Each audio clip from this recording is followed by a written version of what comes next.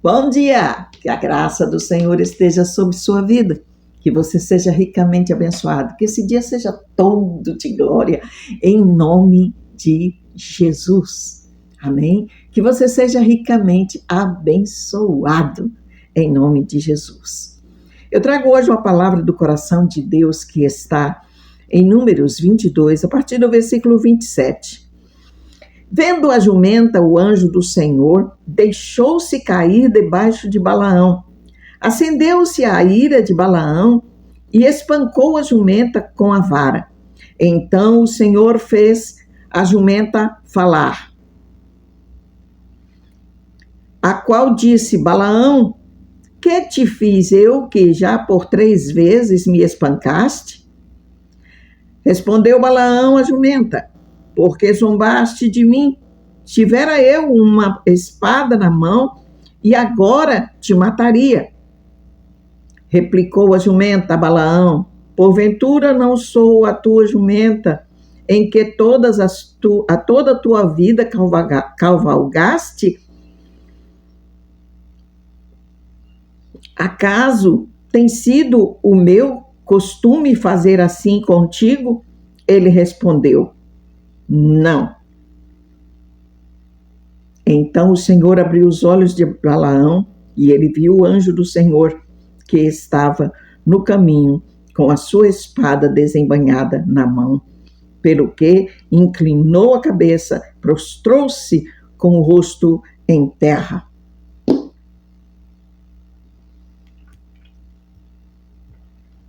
Naquele momento o anjo do Senhor disse para Balaão: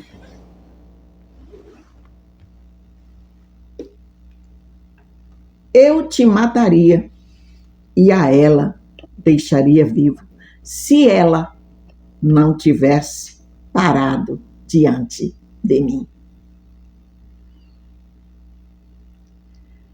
Eu estava escutando alguém falando a respeito dessa passagem. Irmãos, não precisa falar, porque isso já está bem claro. Balaão estava cego, de forma que Deus abriu os olhos de Balaão e ele viu o anjo do Senhor. Ele estava cego espiritualmente. E uma pessoa cega espiritualmente, pode ser ele um grande líder, e pode ser ele um profeta. Quando ele desobedece a ordem do Senhor, infelizmente, ele fica cego. Cego espiritualmente. Então, muitas coisas ele não consegue enxergar e começa a passar, colocar os pés pelas mãos. O que nós vemos aqui, a mensagem que o Senhor nos traz é: vigie. Veja o que é de Deus e o que não é. Porque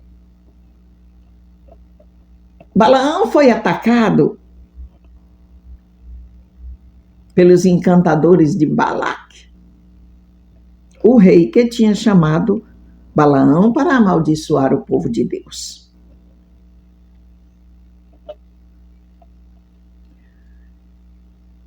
Amaldiçoar o povo de Deus. E o Senhor já tinha dito a Balaão: tu não vais, porque este povo bendito é.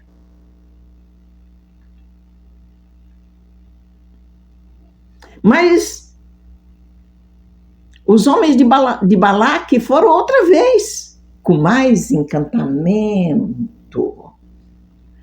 Que, na verdade, tem gente que lê e não entende o que significa o encantamento. Porque era justamente isso. O encantamento não era uma forma para lim-pim-pim, não. O encantamento era dinheiro, ouro, prata, joias. Balaque agora tinha dobrado o encantamento. E quando ele tinha dobrado o encantamento, né?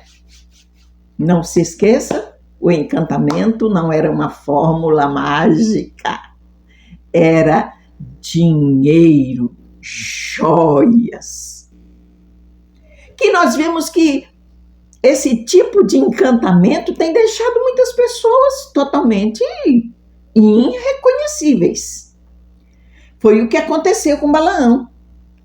O profeta, que antes era um homem de Deus, e Deus falava com ele, e ele falava com Deus, agora ele estava totalmente fora de si. Tão fora de si, que o anjo apareceu no caminho e ele não viu o anjo. A jumenta viu o anjo e o profeta não viu o anjo. Tal a quantidade de cegueira espiritual que estava naquele profeta, naquele momento. Por 3 vezes, a jumenta se desviou do anjo, machucou o pé de Balaão, a barreira, e na última vez ela se deixou cair embaixo de Balaão, até que Deus abriu a boca da jumenta. Por que Deus abriu a boca da jumenta para a jumenta falar?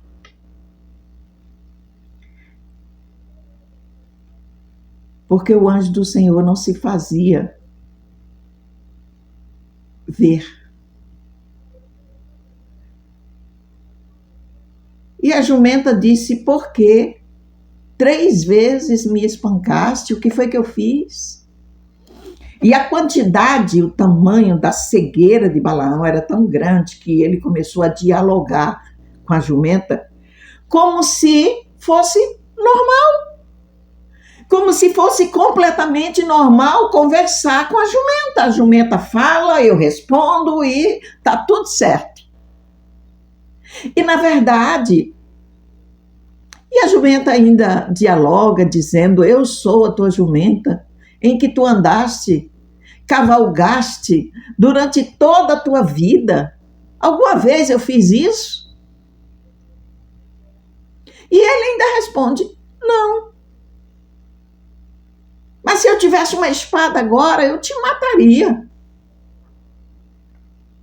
E o anjo diz: eu te mataria.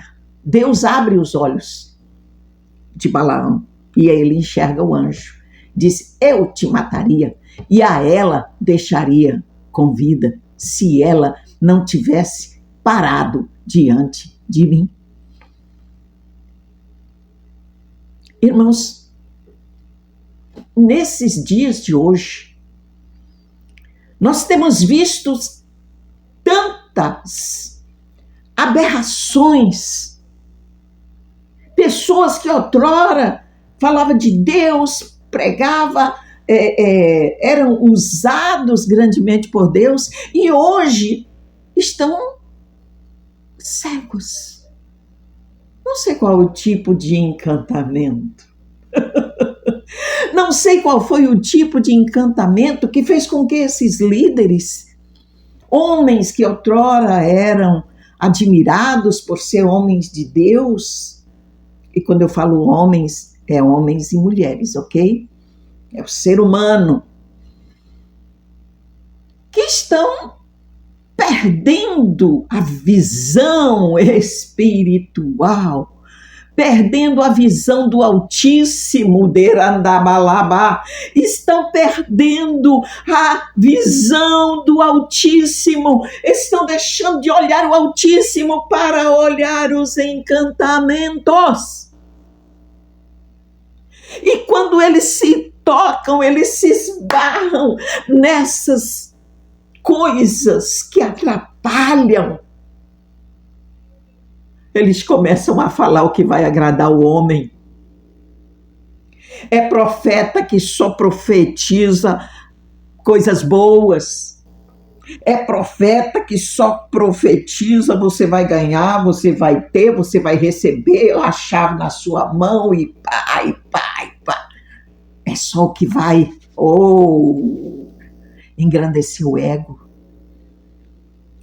Irmãos, Quem é de Deus sabe que as coisas não são bem assim. É claro que Deus está disposto a dar coisas boas para nós. É claro que Deus quer dar mais. É claro que Deus quer você feliz. É claro, mas irmãos, lembre-se, você tem um inimigo terrível que não deixa as coisas passar fácil assim, não.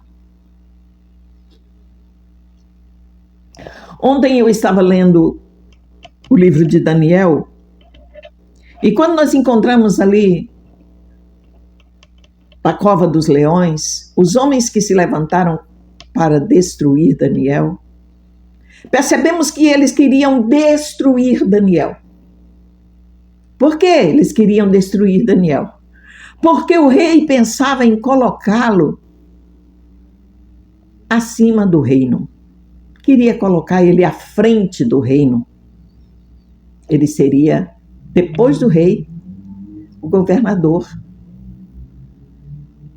E quando os seus inimigos, o que a Bíblia chama de prefeitos e satrapas, souberam, disseram, não, nós temos que derrubar ele. Mas o que encontraram? Eles fuçaram a vida toda de Daniel, mas não encontrou nada contra Daniel. E como eles não encontravam nada contra Daniel, eles resolveram fazer aquela petição ao rei, mandar o rei assinar, que não podia pedir nada a ninguém, só ao rei. Porque eles sabiam que Daniel não ia deixar de orar, que Daniel não ia fechar as janelas da sua casa para ninguém ver que ele estava orando.